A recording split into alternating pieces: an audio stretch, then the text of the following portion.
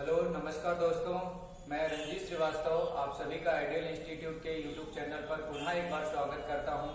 आज हम लोग मैथ्स विषय का एक बहुत ही महत्वपूर्ण टॉपिक पढ़ेंगे जिसका नाम है संख्याओं के प्रकार। ये नंबर सिस्टम का एक टॉपिक है, टाइप्स ऑफ नंबर, है ना, संख्याओं के प्रकार। इसमें हम लोग कई प्रकार की संख्याओं के बारे में जानकारी प्राप्त करेंगे। है तो बहुत आसान चीज, लेकिन जानकारी न होने के अभाव में ये छोटी छोटी चीजें आगे चल के बहुत ही प्रॉब्लम्स करती हैं। तो इसलिए हम आज इन संख्याओं के बारे में डिस्कस करेंगे कि संख्याएं कौन कौन सी होती हैं, इसके अंतर्गत क्या क्या महत्वपूर्ण बिंदु है जो परीक्षा में पूछे जा सकते हैं। तो इनके बारे में जानकारी प्राप्त करेंगे। सभी लोगों से निवेदन है कि अपने हाथ में कॉपी और पेन जरूर ले लीजिएगा, क्योंकि जो भी महत्वपूर्ण चीजें आए उनको अपने नोट में जरूर नोट करते चलें, ताकि परीक्षा के दौरान केवल और केवल आप उसे बस रिवाइज कर लीजिएगा, आपका टॉपिक क्लियर हो जाएगा। ठीक है, चलिए टॉपिक को प्रारंभ करते हैं। हेडिंग डाल लें सभी लोग, संख्याओं के प्रकार, टाइप्स ऑफ नंबर। इसमें बेटा हम कई प्रकार की संख्याओं के बारे में जानकारी प्राप्त करेंगे। जैसे देखिएगा, प्राकृतिक संख्याएं क्या होती हैं, पूर्ण संख्याएं क्या है, अभाज्य संख्या किसे कहते हैं, भाज्य संख्याएं, सह अभाज्य संख्याएं, सम संख्याएं, विषम, परिमेय, अपरिमेय, वास्तविक, पूर्णांक संख्याएं। ये कई प्रकार की संख्याएं हैं। इन सब के बारे में हम लोग एक एक करके जानकारी प्राप्त करेंगे। तो सभी लोग हेडिंग डाल लीजिएगा, संख्याओं के प्रकार, टाइप्स ऑफ नंबर। इसमें एक एक करके हम सबको समझते चलते हैं। ठीक है, इनकी क्या क्या विशेषता होती है। तो सबसे पहले हेडिंग डालेंगे हम लोग नेचुरल नंबर। देखिएगा, नेचुरल नंबर किसे कहते हैं, नेचुरल नंबर। इसी को हिंदी में क्या बोला जाएगा, प्राकृतिक संख्याएं, प्राकृतिक संख्याएं। चलिए देखिएगा क्या होती हैं प्राकृतिक संख्याएं, किसे कहते हैं प्राकृतिक संख्याएं, इनकी शुरुआत कहां से होती है, अर्थात सबसे छोटी प्राकृतिक संख्या कौन सी है, सबसे बड़ी प्राकृतिक संख्या कौन सी है। इन सब बिंदुओं के बारे में हम लोग डिस्कस करेंगे। चलिए देखिएगा, नेचुरल नंबर, प्राकृतिक संख्याएं। बेटा वे संख्याएं जो हम लोग दैनिक जीवन में प्रयोग करते हैं, गिनती में प्रयोग होने वाली संख्याओं के समुच्चय को ही प्राकृतिक संख्याएं कहते हैं। फिर से देखिए परिभाषा इसकी, गिनती में प्रयोग होने वाली संख्याओं के समुच्चय को ही प्राकृतिक संख्या कहा जाता है। अब गिनती में हम लोग संख्याएं कौन कौन सी लिखा करते हैं, तो सामान्यतः पहली संख्या हम लोग एक लिखते हैं, एक से शुरुआत होती है। तो 1 2 3 4 5 6 ऐसे डॉट डॉट कहां तक जाएंगे, ये अनंत संख्याएं बन सकती हैं। तो पहली प्राकृतिक संख्या याद रखिएगा एक होती है, और सबसे बड़ी जो प्राकृतिक संख्या है उसकी कोई सीमा नहीं है, वह अज्ञात है। आज तक किसी को नहीं पता हुआ है कि सबसे बड़ी प्राकृतिक संख्या कौन सी होती है, इसलिए अनंत बोल दिया जाता है। इसकी कोई लिमिट नहीं है। सबसे बड़ी प्राकृतिक संख्या कोई नहीं होती है, लेकिन सबसे छोटी प्राकृतिक संख्या एक होती है। इस बात को नोट करके लिख लीजिएगा, सबसे छोटी प्राकृतिक संख्या, सबसे छोटी प्राकृतिक संख्या, सबसे छोटी प्राकृतिक संख्या एक होती है।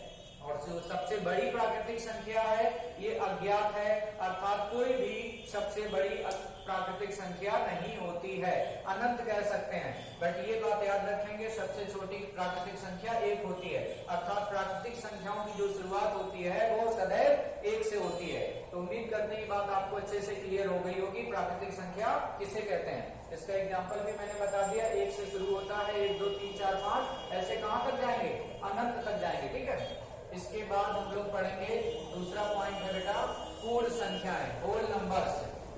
हेडिंग डाल लीजिएगा, होल नंबर्स, पूर्ण संख्याएं। देखिएगा पूर्ण संख्याएं क्या होती हैं,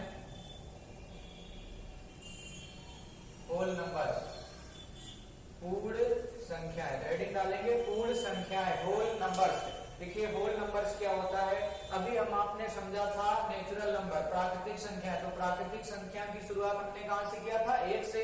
1 2 3 4 ऐसे डॉट डॉट कहां तक गए थे, अनंत तक। तो जो भी आपकी नेचुरल नंबर है, जो प्राकृतिक संख्या होती हैं, यदि इसमें प्रारंभ में 0 लगा दिया जाए, 0 लगाने के बाद यानी प्राकृतिक संख्याओं में 0 को शामिल करने के उपरांत जो संख्याओं का हमें एक समुच्चय प्राप्त होता है, उसी को हम होल नंबर के नाम से जानते हैं, उन्हें पूर्ण संख्याओं के नाम से जाना जाता है।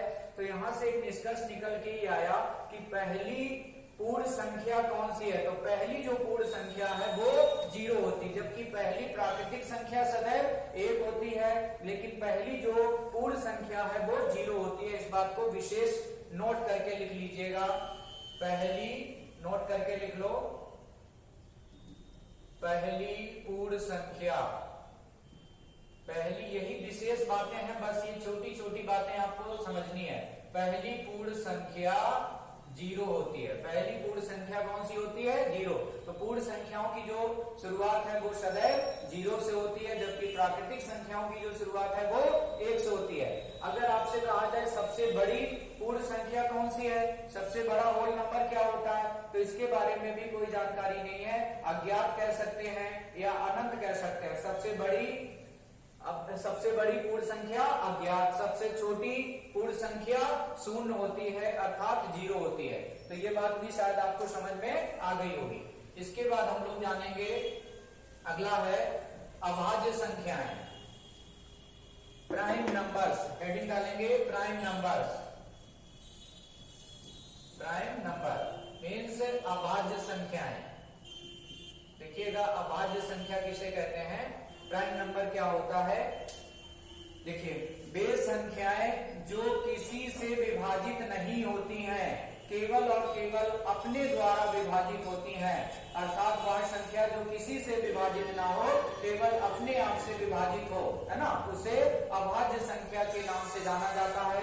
या यूं कह सकते हैं, वे संख्याएं जो किसी के टेबल में ना आए, केवल और केवल अपने टेबल में आती हैं और किसी के टेबल में आपको नहीं दिखाई दे, तो वे संख्याएं जो किसी अन्य के पहाड़े में ना आए या टेबल में ना आए, उन्हें अभाज्य संख्या के नाम से जाना जाता है। अभाज्य संख्याएं कौन कौन सी होती हैं, इनको देखेंगे। तो जो पहली अभाज्य संख्या बेटा वो 2 होती है। एक पहली अभाज्य संख्या नहीं है, इस बात को विशेष नोट करके लिख लेना। जो पहली अभाज्य संख्या है वो 2 होती है। तो अभाज्य संख्याओं की जो शुरुआत है वो 2 से होती है। 2 के बाद अगली अभाज्य संख्या कौन सी होगी? 3। इसके बाद क्या लिखेंगे? 5। 5 भी अभाज्य संख्या है। 7 हो गया। 9। अब देखिएगा, 9 अभाज्य संख्या नहीं है। 9 अभाज्य संख्या नहीं है। क्यों नहीं है? क्योंकि ये 3 के पहाड़े में आती है। अपने पहाड़े में तो आएगी, अपने पहाड़े में हर संख्या आती है, ठीक। अपने पहाड़े के अलावा अगर किसी के टेबल में आ जाए, ठीक है, तो वह अभाज्य संख्या नहीं होती है। अर्थात 9 3 के भी टेबल में आता है, इसलिए 9 अभाज्य संख्या नहीं है। तो यहाँ पे हम 9 को नहीं लिखेंगे, ठीक। तो अभाज्य संख्या कौन कौन सी है? 2 हो गया, 3 हो गया, 5 हो गया, 7 हो गया। 8 भी अभाज्य संख्या नहीं है, 9 भी नहीं है, 10 भी नहीं है, 11 होगी, ठीक। अगली अभाज्य संख्या क्या होती है? 11। 11 के बाद क्या मिलेगा? 13।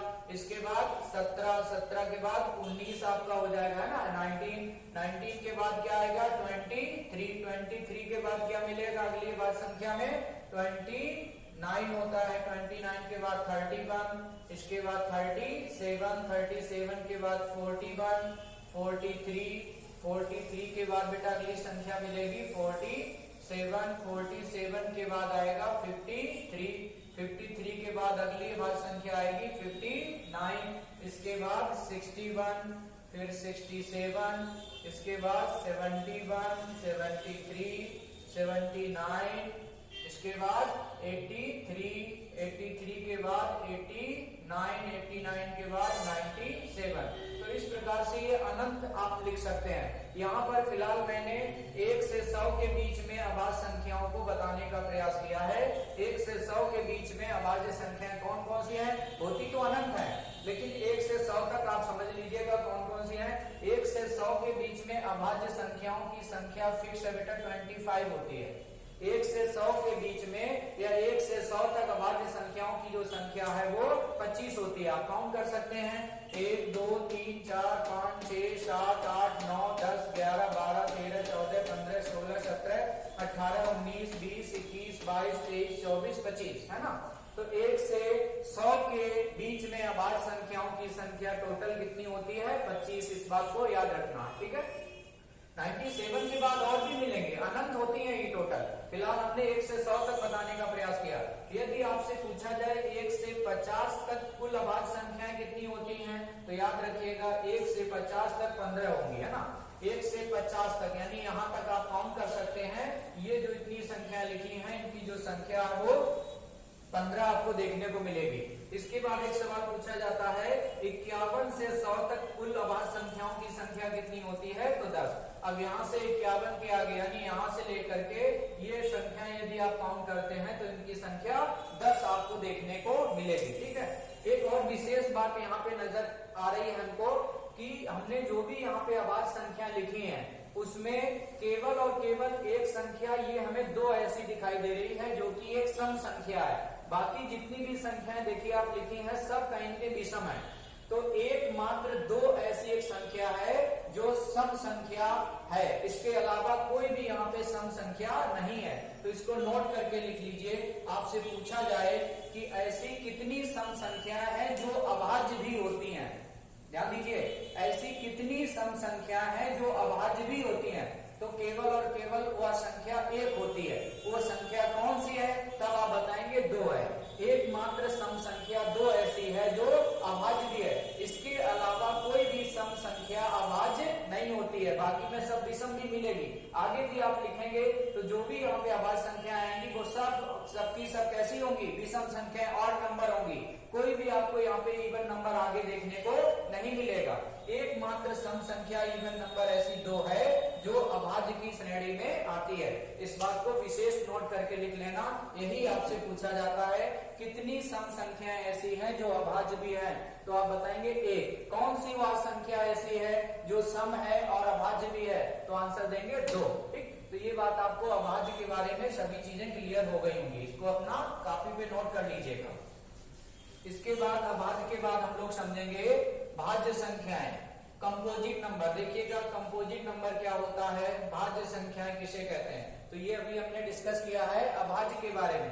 अब जानेंगे कंपोजिट नंबर।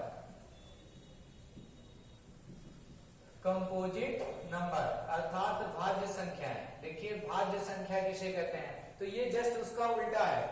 भाज्य मतलब जो किसी से विभाजित हो जाए। अभाज्य में क्या हमने जाना था, जो किसी से ना विभाजित हो। वह संख्या जो किसी से ना विभाजित हो, अपने आप से केवल विभाजित होती है, उसे अभाज्य कहते हैं। इसी का उल्टा हो जाएगा भाज्य संख्या। वह संख्याएं जो अपने अलावा किसी और से भी विभाजित हो जाती है उसे हम भाज्य संख्या कहते हैं। जो अपने टेबल के अलावा और भी टेबल में दिखाई दे, किसी और के भी पाड़े में आए, उसे हम भाज्य संख्या के नाम से जानेंगे। जैसे एग्जांपल देखिएगा, पहली जो भाज्य संख्या है, ठीक, वो पहली भाज्य संख्या बेटा 4 होती है। 1 2 3 1 2 3 ये भाज्य की श्रेणी में नहीं आती हैं। पहली जो भाज्य संख्या है वो 4 से शुरुआत होती है। इस बात को भी नोट कर लीजिएगा। पहली भाज्य संख्या कौन सी है, 4। 4 के बाद अगली भाज्य संख्या कौन सी मिलेगी हमें, 6।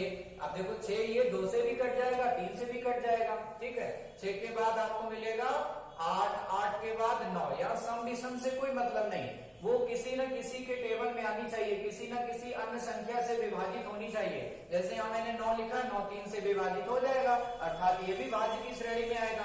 तो 9 के बाद फिर आप 10 लिख सकते हैं, 12 लिख सकते हैं, 14 लिख सकते हैं, 15 लिख सकते हैं, 16 लिख सकते हैं, 18 लिख सकते हैं, 20 लिख सकते हैं, 21 लिख सकते हैं, 22 लिख सकते हैं, ऐसे अनंत तक लिखी जा सकती हैं। तो ये सब आपके सामने जो संख्या लिखी हैं ये भाज्य संख्या है। भाज्य में सम विषम का कोई मतलब नहीं है, बट वो किसी से विभाजित होनी चाहिए। अब जैसे देखिए मैंने यहाँ 21 लिखा है तो विषम, लेकिन ये 3 से विभाजित हो रही है, 7 से विभाजित हो रही है, अर्थात ये भी भाज्य की श्रेणी में आएगी। तो वे संख्या जो किसी से विभाजित हो जाएं, उन्हीं को हम भाज्य संख्याओं के नाम से जानते हैं।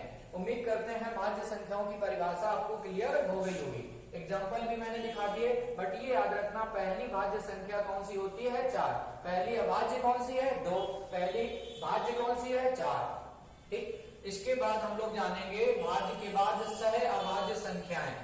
सह अभाज्य संख्याएं, को प्राइम नंबर। अब देखिएगा को प्राइम नंबर क्या होता है, को प्राइम नंबर मीन्स सह अभाज्य संख्याएं।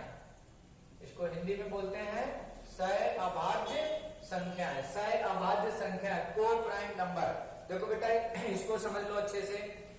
2 या 2 से अधिक वे संख्याएं जिनका कोई उभयनिष्ठ गुणनखंड ना हो, जिनका कोई कॉमन फैक्टर ना हो, या यूं कह सकते हैं इसकी परिभाषा 2 या 2 से अधिक वे संख्याएं जिनका मासापा, जिनका एचसीएफ 1 होता है। एचसीएफ कितना निकलेगा इनका? एचसीएफ इनका 1 आना चाहिए। 1 के अलावा अगर कोई एचसीएफ आ रहा है तो वो को प्राइम नंबर की श्रेणी में नहीं आएगा। अगर एचसीएफ 1 है तो को प्राइम नंबर है। एग्जाम्पल देखिएगा तब आपको अच्छे से क्लियर होगा।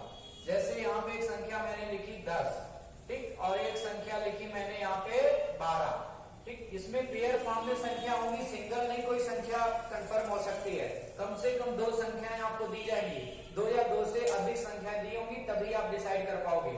तो मैंने लिखा 10 और 12। आपसे पूछा जाए 10, 12 ये को प्राइम नंबर है कि नहीं, तो आप क्या करेंगे, इनका आप जो है कॉमन फैक्टर पहले निकाल लो, इनका एचसीएफ निकालेंगे। अगर इनका एचसीएफ 1 आ रहा है तो को प्राइम नंबर है, अदरवाइज नहीं। तो इनका एचसीएफ निकाल के देखिए जरा। जैसे हमने 10 का फैक्टर किया तो 10 का फैक्टर 1 इंटू 2 इंटू 5 हो गया। ऐसे ही 12 का फैक्टर करेंगे तो 1 इंटू 2 इंटू 2 इंटू 3, यानी 2 दूनी 4 दिया 12। अब यहाँ पे देखिएगा बेटा इनका कॉमन फैक्टर, कॉमन फैक्टर मतलब यहाँ पे देखो 1 तो सभी में मिल जाएगा, तो 1 मिल गया। 1 के अलावा भी क्या यहाँ पे कोई कॉमन चीज है, तो देखिएगा 2 हमें एक कॉमन और मिला। अब कोई कॉमन नहीं तो इनका कॉमन फैक्टर फाइनली इसका मल्टीप्लाई कर दो, 2 एकम 2, तो कॉमन फैक्टर इनका क्या मिला है 2, अर्थात 10 और 12 को प्राइम नंबर नहीं है। अगर यहाँ पे कॉमन फैक्टर फाइनली 1 आया होता तो को प्राइम नंबर होती। तो 10, 12 का कॉमन फैक्टर इनका एचसीएफ कितना निकला 2, अर्थात ये दोनों संख्याएं को प्राइम नंबर नहीं है। एक और एग्जांपल देखो तो और अच्छे से समझ में आ जाए। एक एग्जांपल और देख लो। जैसे मैंने लिखा यहाँ पे 10 और 11, आपसे पूछा जाए क्या ये दोनों को प्राइम नंबर हैं, तो यहाँ पे पुनः वही काम कर लीजिए। 10 का फैक्टर करो 1 इंटू 2 इंटू 5, 11 का फैक्टर करेंगे 1 इंटू 11। अब इनका कॉमन फैक्टर निकाल लो। कॉमन फैक्टर यहाँ पे एक, यहाँ पे हमें कॉमन चीज मिल गई। और कोई कॉमन चीज है नहीं है, तो इनका हमें कॉमन फैक्टर क्या दिखाई दे रहा 1, अर्थात बेटा 10 और 11 को प्राइम नंबर है। तो इसमें लिखेंगे यस ये है। और 10, 12 को प्राइम नंबर है या नहीं, तो इसमें बताएंगे नो, ये जो है नहीं है, जबकि 10, 11 को प्राइम नंबर है।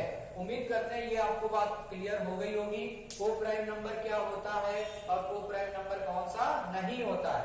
अगर उनका कॉमन फैक्टर 1 है तो को प्राइम नंबर है, और कॉमन फैक्टर अगर 1 के अलावा कुछ आ रहा है तो को प्राइम नंबर नहीं है। हम एक क्वेश्चन दे रहे हैं, इसको आप लोग सॉल्व करके कमेंट बॉक्स में आंसर दीजिए कि यहाँ को प्राइम नंबर है या नहीं है। लिख लीजिएगा जैसे मैंने लिखा यहाँ पे 15 और 16। आपको बताना है कि 15, 16 को प्राइम नंबर है या नहीं है, इसके बारे में आंसर आप दीजिएगा। इसका कमेंट बॉक्स में लिख करके बताओ 15 और 16 को प्राइम नंबर है या नहीं है। सभी लोग सॉल्व करके कमेंट बॉक्स में आंसर देना कि 15, 16 को प्राइम नंबर है कि नहीं। सॉल्व करके निकाल के तब बताइएगा, ठीक है। चलो, तो ये हो गया आपका को प्राइम नंबर मीन्स सह अभाज्य संख्या, इनके बारे में आपने जानकारी प्राप्त कर लिया। इसके बाद अब हम लोग पढ़ेंगे इवन नंबर, सम संख्याएं। देखिएगा इवन नंबर क्या होता है। इवन नंबर मीन्स सम संख्याएं, ठीक। सम संख्याओं की परिभाषा क्या है, वे संख्याएं जो 2 से विभाजित हो जाएं, जिन संख्याओं में 2 का भाग लग जाए। अब हमने लास्ट क्लास में एक दिन पढ़ाया था 2 की डिविजिबिलिटी, 2 की विभाजिता। कैसे पता करेंगे कोई संख्या 2 से विभाजित हो रही है कि नहीं हो रही है। उसके लिए मैंने एक लास्ट क्लास में बताया था कि अगर किसी संख्या में इकाई के स्थान पर 0, 2, 4, 6, 8, अगर यूनिट प्लेस पे इकाई के स्थान पे इनमें से कोई संख्या आ रही है तो वह संख्या पूरी 2 से विभाजित होती है। और यदि संख्या 2 से विभाजित हो गई तो उसको ही हम सम संख्या के नाम से जानेंगे। इवन नंबर उसी को बोला जाएगा बेटा ना। जैसे देखिए मैंने एक संख्या लिखी यहाँ पे 4, 9, 8, 7। आपसे पूछा जाए कि ये 4987 सम संख्या है या नहीं है, तो आप देखेंगे इसमें यूनिट प्लेस पे कितना लिखा 7, जो कि इसमें नहीं आ रहा है। यूनिट प्लेस में अगर इनमें से कोई संख्या है तभी वो 2 से विभाजित होगी, और 2 से ये संख्या विभाजित नहीं हो रही, अर्थात यह सम संख्या नहीं है। तो सम संख्या कौन सी होती है, जैसे मैंने लिखा 6, 3, 9, 8। ये संख्या पूछी जाए क्या सम संख्या है, तो आपने देखा इकाई के स्थान पे 8 यहाँ दिखाई दे रहा, ये 2 से विभाजित हो जाएगी। अगर 2 से विभाजित हो रही तो ये सम संख्या है। तो इस प्रकार से आप सम विषम के बारे में बता सकते हैं। कौन कौन सी संख्याएं सम होती हैं? पहली सम संख्या कौन सी है? तो देखिएगा 2 से शुरुआत होती है। 2, 4, 6, 8, 10, 12, 14, 16, 18, है ना, 18, 20, ऐसे डॉट डॉट अनंत लिख सकते हो आप, ये अनंत होती हैं। लेकिन याद रखिएगा पहली सम संख्या कौन सी है? तो पहली सम संख्या 2 होती है। और सबसे बड़ी, अगर आपसे पूछा जाए कि सबसे बड़ी सम संख्या कौन सी है, तो ये भी अज्ञात है, इसके बारे में आज तक किसी को नहीं पता है, अनंत कह सकते हैं। तो ये जानकारी आपको मिल गई सम संख्याओं के बारे में। अब हम लोग समझेंगे विषम संख्या। देखिएगा विषम संख्या, ऑड नंबर क्या होता है? ऑड नंबर, ऑड नंबर, विषम संख्याएं, विषम संख्याएं, ऑड नंबर, ठीक। जस्ट उसका अपोजिट इसकी डेफिनेशन हो जाएगी, वे संख्याएं जो 2 से विभाजित नहीं होती हैं, जिनमें 2 का भाग ना लगे, उन समस्त संख्याओं को ही विषम संख्या या ऑड नंबर के नाम से जाना जाता है। जिसमें 2 का भाग ना लगे वो विषम, जिसमें 2 का भाग लग जाए वो सम संख्या कहलाती है। विषम संख्या होती कौन सी है? तो इनकी शुरुआत 1 से होती है। 1, 3, 5, 7, 9, 11, ठीक, 13, 15, 17, 19, ऐसे डॉट डॉट अनंत तक। पहली विषम संख्या कौन सी है? इस बात को नोट कर लीजिएगा। पहली जो विषम संख्या है वो 1 होती है। विषम संख्याओं की शुरुआत 1 से होती है। और सबसे बड़ी विषम संख्या कौन सी है? अज्ञात है या अनंत कह सकते हैं, ठीक है। तो ये विषम संख्या के बारे में जानकारी आपको मिल गई। इसके बाद हम लोग पढ़ेंगे, इसके बाद आता है बेटा रेशनल नंबर, परिमेय संख्याएं। ये इंपॉर्टेंट है, इंपॉर्टेंट डाल के लिखना है इसको, रेशनल नंबर के बारे में। और ये रेशनल के बारे में बहुत पूछा जाता है। अगला हेडिंग है परिमेय संख्याएं। परिमेय संख्याएं, इंग्लिश में क्या कहते हैं इसको? Rational number, rational number. देखिएगा परिमेय संख्याएं किसे कहते हैं, रेशनल नंबर क्या होता है?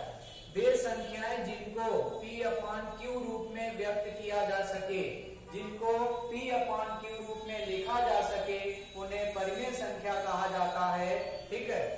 But Q does not equal 0, अर्थात डिनोमिनेटर 0 नहीं होना चाहिए।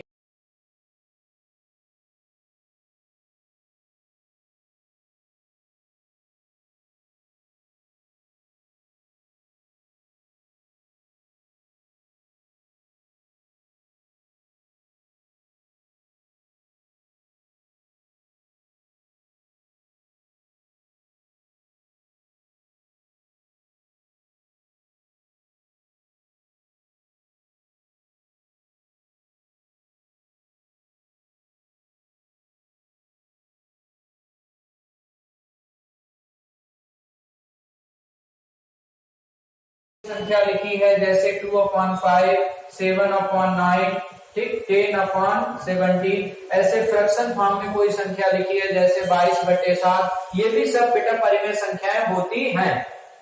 फ्रैक्शन के अलावा अगर डेसिमल के रूप में कोई संख्या लिखी है जैसे 2.5, 7.5, 8.9, अगर दशमलव के रूप में संख्या लिखी है तब वो भी परिमेय होती है। बोलो कैसे? देखो इसको मैं चेक करके दिखा दे रहा हूं। जैसे लिखा बेटा 2.5, अब इसको हम P/Q फॉर्म में व्यक्त कर सकते हैं। कैसे? यहाँ डेसिमल लगाएंगे, नीचे 0 लगा लीजिएगा, अर्थात 25/10 हो गया। ये P की वैल्यू हो गई, ये Q की वैल्यू हो गई, P/Q रूप में व्यक्त हो गया, अर्थात 2.5 भी परिमेय संख्या है। तो दशमलव वाली सभी संख्याएं परिमेय संख्याएं होती हैं। भिन्न के रूप में कोई संख्या लिखी है वो भी परिमेय संख्या होती है। इसके अलावा मैंने होल नंबर तो बता ही दिए, सभी होल नंबर या सभी नेचुरल नंबर भी रेशनल नंबर की श्रेणी में आते हैं।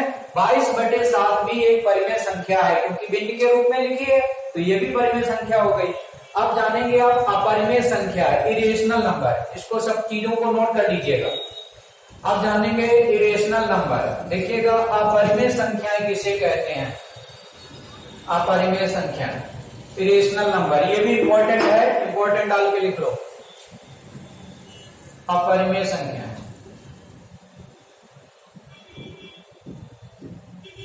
अपरिमेय संख्याएं, ठीक है, इसको बोलेंगे इरेशनल नंबर। इरेशनल नंबर अपरिमेय संख्याएं। तो अभी मैंने पढ़ा था परिमेय संख्याएं वे संख्याएं जिन्हें p अपान q रूप में व्यक्त किया जा सके, परिमेय संख्याएं कहलाती हैं। इसकी डेफिनेशन है वे संख्याएं जिन्हें p अपान q रूप में ना लिखा जा सके, वे संख्याएं जिन्हें p अपान q रूप में ना लिखा जा सके उन्हें अपरिमेय संख्याएं कहते हैं। ये तो इसकी परिभाषा हो गई। अब इसमें कौन कौन सी संख्या ऐसी हैं जो अपरिमेय संख्या की श्रेणी में आती हैं? लगभग मैंने सभी संख्याएं तो उसमें परिमेय के अंतर्गत बता दिया, तो बचा क्या है? हाँ है, बचा हुआ है कुछ संख्याएं हैं जो अपरिमेय की श्रेणी में आती हैं। जैसे देखिएगा, अगर स्क्वायर रूट में कोई संख्या लिखी है अंडर रूट में और उसका पूरा वर्गमूल नहीं निकलता, स्क्वायर रूट नहीं निकलता है, तो वो आपकी अपरिमेय संख्या होती है। जैसे स्क्वायर रूट ऑफ 2 अपरिमेय संख्या है, स्क्वायर रूट ऑफ 3। अब यहाँ पे स्क्वायर रूट ऑफ 4 यदि लिखते हैं तो ये अपरिमेय नहीं है। क्यों नहीं है? क्योंकि 4 का वर्गमूल निकल आता, 4 का वर्गमूल 2 होता है, तो अंडर रूट 4 अपरिमेय संख्या नहीं है। ठीक है, अंडर रूट 4 यहाँ पे नहीं लिख सकते हैं क्योंकि ये अपरिमेय श्रेणी में नहीं आएगी। अंडर रूट 5 लिख सकते हैं, under root 6, under root 7, under root 8, है ना। अंडर रूट 9 नहीं लिख सकते हैं क्योंकि उसका वर्गमूल निकल आएगा।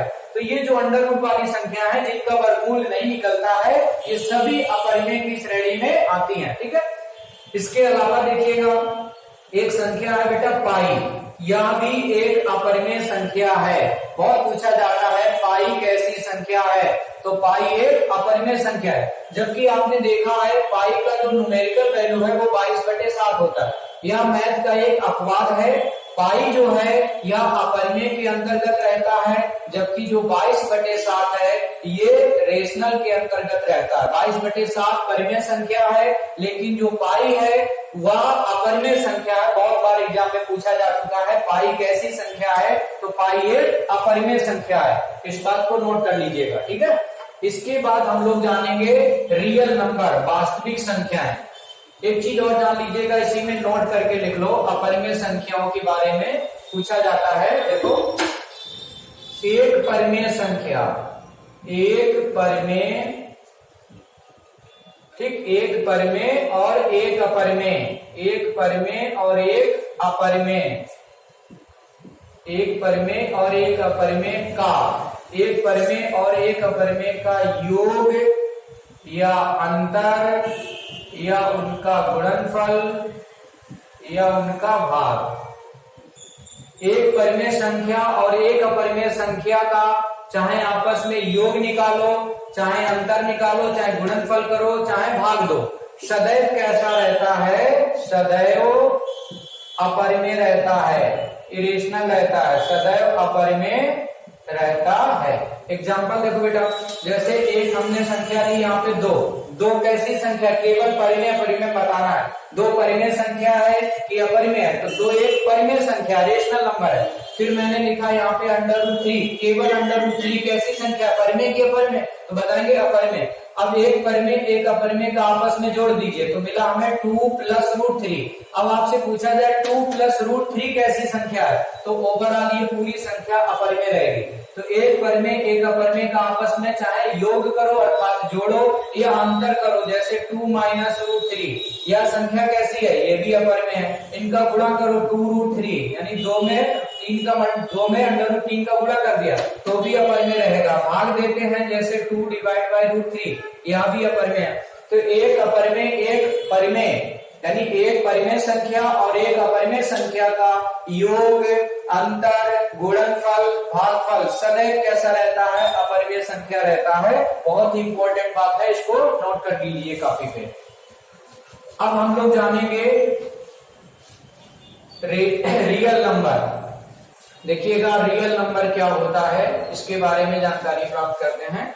रियल नंबर मीन्स वास्तविक संख्याएं। देखिएगा, रियल नंबर मीन्स वास्तविक संख्याएं, वास्तविक संख्याएं, इनके बारे में जानते हैं। वास्तविक संख्या किसे कहते हैं? देखो, अभी हम लोगों ने पढ़ा है रेशनल नंबर और इरेशनल नंबर। तो इसमें देखिएगा सभी परिमेय यानी all rational, all rational plus all irrational, all irrational यानी सभी परिमेय संख्याएं सभी अपरिमेय संख्याओं का जो सम्मिलित रूप होता है, यानी परिमेय संख्या मिला दी जाए, जितनी भी परिमेय संख्या थी और जितनी अपरिमेय है उनका सबका जो सम्मिलित रूप है ना, उनका सबका जो सम्मिलित रूप है उसी को रियल नंबर बोला जाता है। सभी परिमेय और सभी अपरिमेय संख्याओं का जो सम्मिश्रण है उसी को रियल नंबर या वास्तविक संख्या कहा जाता है। ठीक, इसको आप इस चित्र के माध्यम से भी ऐसे समझ सकते हैं, जैसे ये आपकी परिमेय संख्याएं हैं यहाँ पे और ये आपकी अपरिमेय संख्याएं। ठीक, और ये जो आपका बनाया गया है ये रियल नंबर हो गया, यानी रियल नंबर के अंतर्गत सभी परिमेय भी शामिल रहेंगी, रियल नंबर के अंतर्गत सभी अपरिमेय भी शामिल रहेंगी। ठीक है, तो इस बात को भी समझ लीजिएगा, परिमेय अपरिमेय का जो मिश्रण होता है वही वास्तविक संख्या कहलाता है। ठीक है, नोट कर लेना इसको। इसके बाद हम लोग जानेंगे पूर्णांक संख्याएं, इंटीजर्स। लिखिएगा, इंटीजर्स किसे कहते हैं?